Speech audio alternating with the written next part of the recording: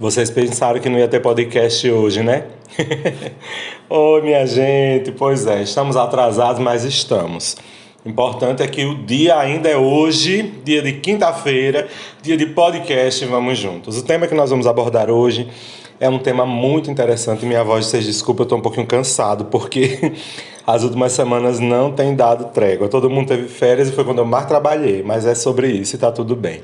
Olha, o tema de hoje que nós vamos tocar no podcast é um tema muito interessante e exige da gente também total atenção. E eu acho ótimo assim que a gente trate desse tipo de assunto, porque vai nos ajudar a esclarecer as ideias sobre ele.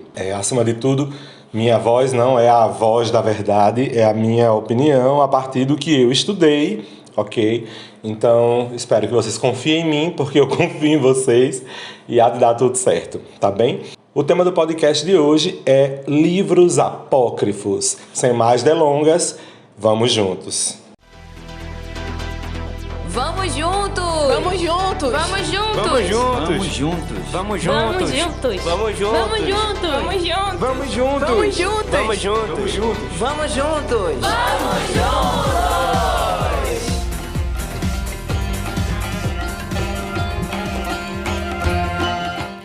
Bom, minha gente, sou o Padre Neto e você está no podcast Vamos Juntos. Com muita alegria que te acolho neste lugar, nesse espaço em que a gente tende a crescer, a desenvolver o nosso coração, nossa mente, a abrir ainda mais o espaço aqui para que Deus habite e sua sabedoria nos ensine sobre o que precisamos para a nossa vida. O tema de hoje foi escolhido pela audiência, vocês mandaram mensagem pedindo esse assunto e a gente correu atrás para falar um pouquinho sobre ele, que é sobre os livros apócrifos. Olha, muita gente não sabe o que significa esses livros, muita gente sabe o que é, muita gente só ouviu falar, mas, por exemplo, nessa edição do podcast Vamos Juntos, a edição do número 67, nós já estamos na última semana do mês de julho e, neste mês de julho, a gente também celebra o Dia dos Avós. Aí todo mundo lembra, lógico, dos avós de Jesus, São Joaquim e Santa Ana. Mas de onde é que eles vêm? Porque na Bíblia não tem. Como foi que vocês já procuraram aí na Bíblia de vocês, nos evangelhos, nos 4 evangelhos, onde é que tem falando dos avós de Jesus? Em canto nenhum. Os pais de Maria não são citados na Bíblia que nós conhecemos, porque estão na tradição dos textos apócrifos. Também sobre São José pouquíssimo se fala nos livros que a gente tem do evangelho. Mas nos apócrifos a gente tem falando várias coisas. Enfim, o que são esses livros? Para que eles servem? Vamos embora então partir para esse assunto para que a gente possa entender melhor o que são os livros apócrifos. Para começo de conversa, vamos logo conceituar. Os evangelhos apócrifos são a literatura que não foram consideradas inspiradas para estarem na Bíblia. Portanto, esses livros não entraram nos livros da Bíblia, não entraram na lista dos livros da Bíblia. Eles revelam dados de fé que evangelizam pelo caminho do imaginário religioso. E aí é um grande imaginário, é um efeito muito forte de imaginação. Hoje a gente encontra mais de 180 livros e fragmentos de textos que não foram aceitos pelo cristianismo, que se tornou hegemônico. Neles, a gente encontra outras coisas, elementos que não foram contemplados nos textos bíblicos que nós conhecemos. Bom, verdade ou não, eles inspiraram a arte religiosa e a catequese dos primeiros anos da nossa fé. Sobretudo, os textos complementares aos evangelhos.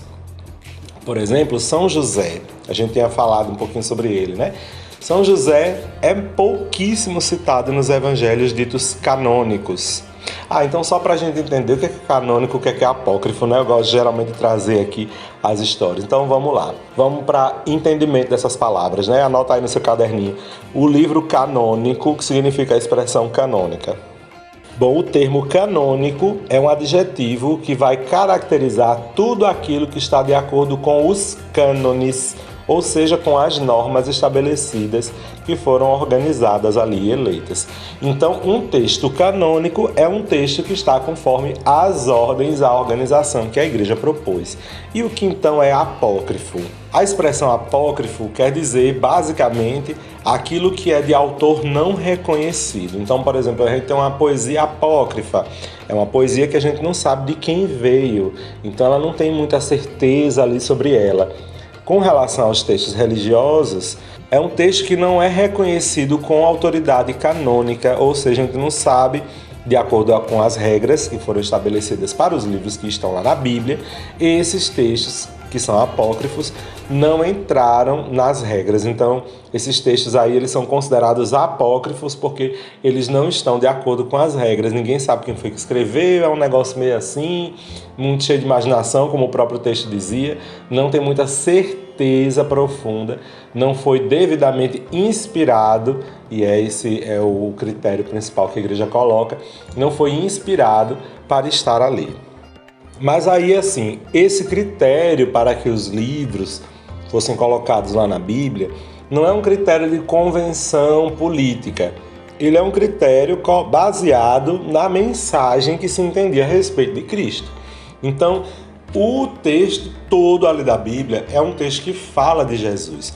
Mesmo do Antigo Testamento, nós cristãos interpretamos que o texto bíblico ele é todo voltado para revelar a mensagem de Deus, que é melhor descrita, que é melhor mostrada para nós, traduzida para nós em Jesus. Então, minha gente, o texto bíblico, todo ele, Antigo e Novo Testamento, o centro é revelar a salvação e Cristo é o melhor exemplo de tudo isso. Então, se um texto está lá na Bíblia, ele não toca em nada a Cristo, não tem relação nenhuma com Jesus, não vai chegar até a ver em nada com Cristo, então ele se afasta do texto bíblico. Entendeu? E depois havia uma concordância geral se aquele texto era ou não era inspirado por Deus. Então existem alguns textos que são considerados não inspirados e eles estão, então, considerados os evangelhos apócrifos. Olha, tem um proto-evangelho, por exemplo, que é o de Tiago, que ele fala sobre São José e sobre os avós de Jesus, os avós maternos de Jesus, Ana e Joaquim. É lá que a gente encontra, inclusive, esses termos. Então, esses textos, eles não são escondidos ou secretos ou não sei o que, ou nada disso. Quem quiser falar sobre esse assunto e dizer que isso a igreja esconde ou não sei o que, tá viajando, tá? Tá só querendo o clique. Tá só querendo o view. E não é por aí, não. Os evangelhos apócrifos facilmente são encontrados, inclusive são até publicados e tudo mais. Basta você pesquisar. Então, por exemplo, são 7 livros apócrifos que a gente encontra que falam sobre São José, o marido de Maria, pai de Jesus. Quais são eles? O proto-evangelho de Tiago, o evangelho do pseudo Tomé, a história de José o carpinteiro, também é um dos evangelhos apócrifos, o livro do descanso, Evangelho árabe da infância de Jesus, Evangelho do pseudo Mateus e o Evangelho da Natividade de Maria. O conjunto desses relatos nos oferece muitos elementos da vida de São José no exercício de sua paternidade em relação a Jesus. Então, é claro que eu falei para vocês no início, né, que a maioria dos textos considerados canônicos, eles falavam diretamente de Jesus. Então, esses textos que, por exemplo, que aparece São José, claro que toca o Cristo, claro que toca Jesus. No entanto, também eles utilizam de certa imaginação, utilizam um certo recurso linguístico que é muito imaginativo, que é muito fantasioso. Então, tudo isso pode causar confusão, porque vai acabar entrando uma perspectiva muito misticista para a nossa fé. E quem conhece, né, você que está aqui no nosso podcast, Vamos Juntos, você já sabe muito bem disso. Você que acompanha a gente há muito tempo vai saber que a fé cristã católica, ela não é baseada na imaginação. Ela é baseada em fatos e esses fatos são logicamente compreendidos e alguns deles são mistérios de fé. Mas ficar viajando demais em muita figura de linguagem, em coisa muito fantasiosa, aí não dá pra gente. Não foi um dos critérios colocados para ser um texto considerado inspirado. Então, por exemplo, o proto-evangelho de Tiago fala sobre o casamento e respeito à virgindade de Maria. Pois é, minha gente, o livro do Proto-Evangelho de Tiago, ele é do século II. Ele foi possivelmente escrito no ano 200 ali e se tornou um livro muito popular no Oriente. Ele só chegou por lá de cá, lá para o século XV, XVI. O personagem principal desse Proto-Evangelho de Tiago é Maria. O nascimento dela, a consagração dela no templo, etc. José vai entrar em cena quando ela já está lá no templo e tendo completado 12 anos. Então aí já cria um problema para os sacerdotes. A permanência de Maria no templo pode tornar o templo impuro por causa da sua menarca, que estava por vir. Os sacerdotes convocaram então homens para ir ao templo. E aí Deus teria indicado quem deveria ser o esposo dessa menina que vivia no templo, o esposo de Maria.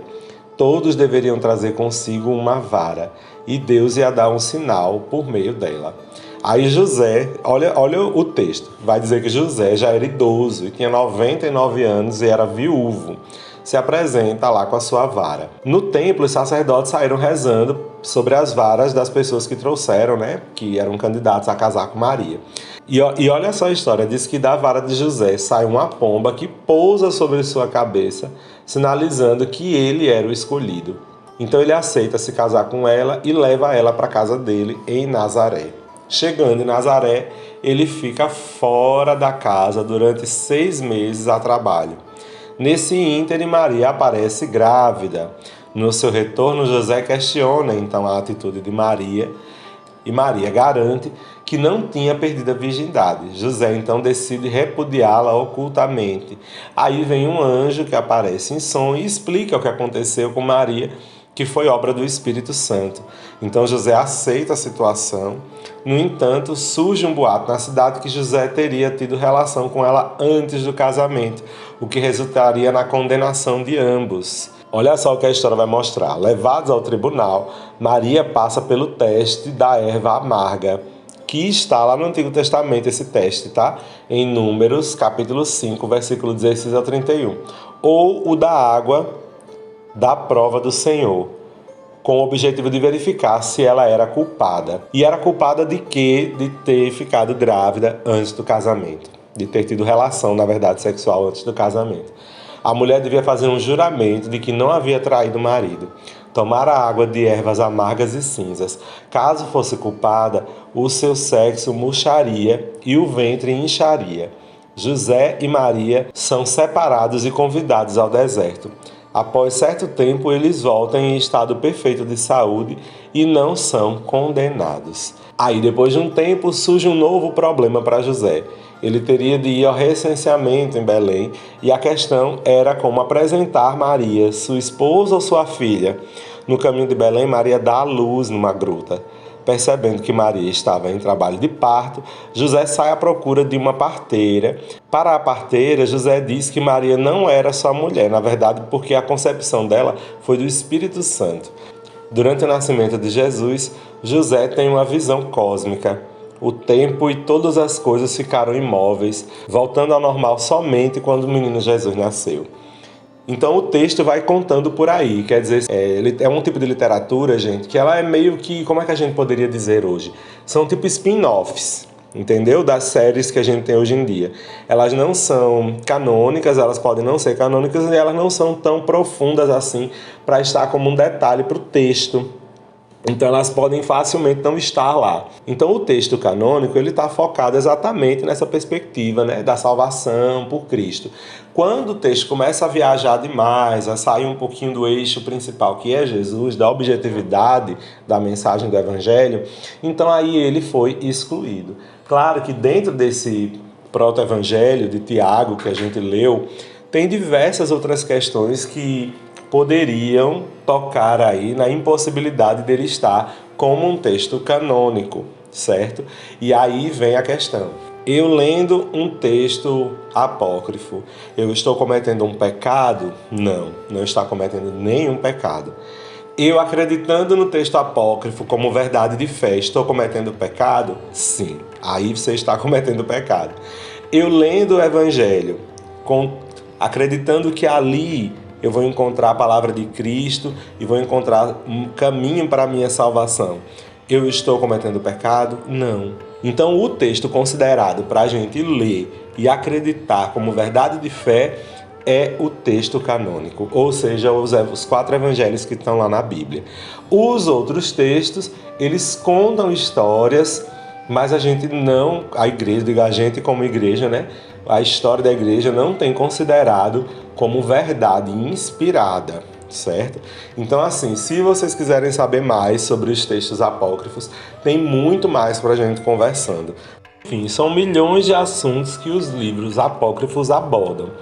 O problema da questão dos textos apócrifos, de você jovem ou adulto, enfim, e estudar e ler sobre eles, é que a gente acaba registrando na nossa cabeça aqueles assuntos e isso pode gerar uma confusão quando a gente olha para o Cristo e para a fé que surge do texto bíblico canônico.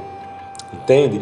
Então, neste podcast eu não estou recomendando você a sair procurando ler esses livros, nem estou te proibindo a leitura deles.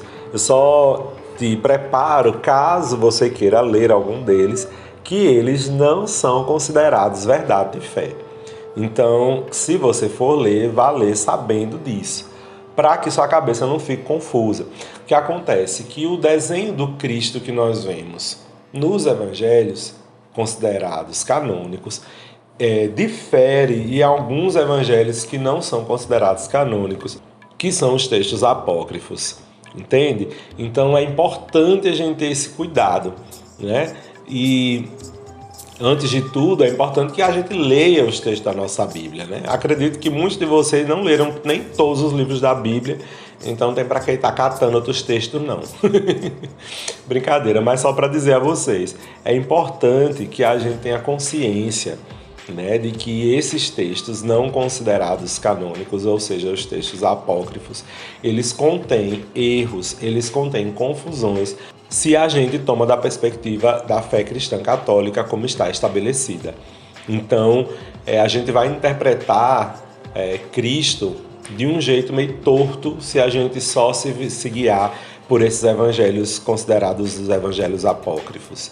Então, é bom que a gente evite, né, dar uma olhada nesses textos se a gente não está verdadeiramente preparado para encarar, né? É claro que eu digo isso com todo carinho, com todo cuidado, mas também com todo respeito, te dando a liberdade de você olhar ele ou não, afinal de contas, quem sou eu para lhe proibir, né? Mas só para dizer a você que tenha cuidado caso você queira pesquisar, tá bom?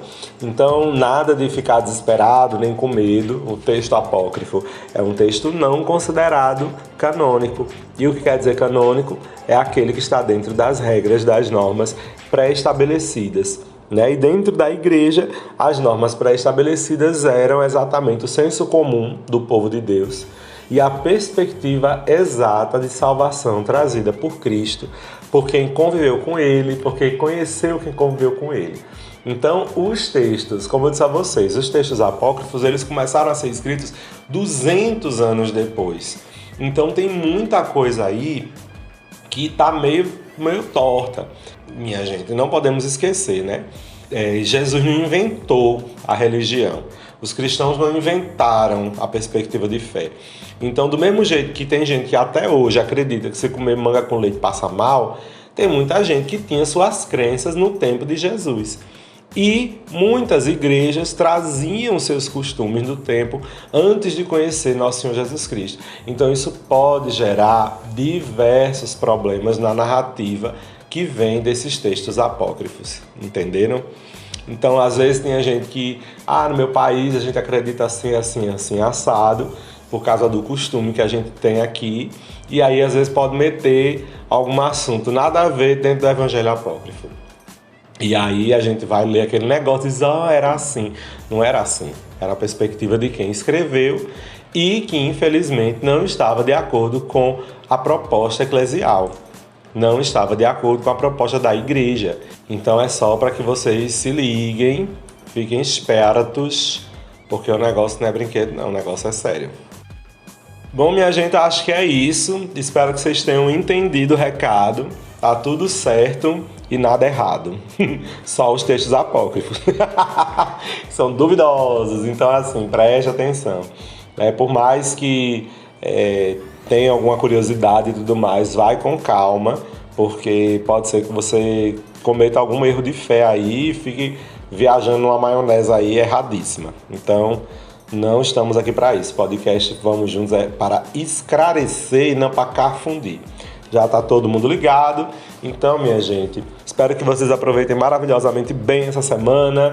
Mês de agosto tá vindo aí, especial de Dom Bosco, logicamente, né? Então, mês de agosto é o mês de Dom Bosco aqui no podcast Vamos Juntos e teremos ótimas novidades. Vamos ter aprofundamentos sobre a história de Dom Bosco. Então, para conhecer um pouco mais tudo isso, fica ligado com a gente. Quero agradecer a você que mandou a sugestão do tema desse podcast e peço que você mande mais sugestões também.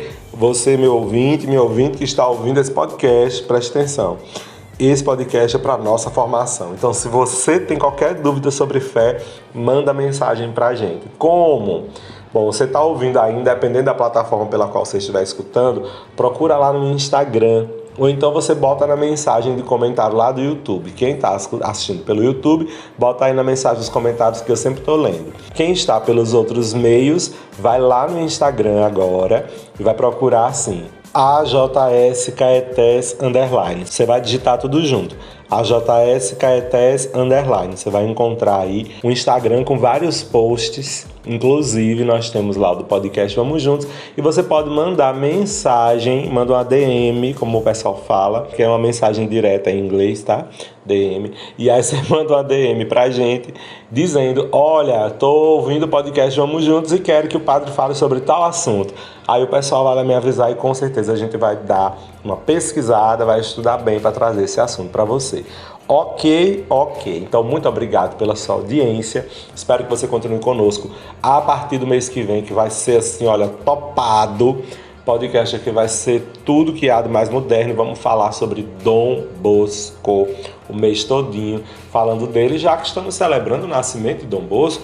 Mais um ano que nós estamos celebrando a vida deste grande santo da nossa igreja, inspirador de toda a obra da família salesiana no Brasil e no mundo, inclusive do nosso podcast Vamos Juntos. Então, muito obrigado pela sua audiência mais uma vez. Espero que Deus te abençoe e derrame muitas graças em sua vida. Em nome do Pai, do Filho e do Espírito Santo. Amém. Fica com Deus. Muito obrigado. E pra gente continuar juntos, já sabe, né? Vamos juntos.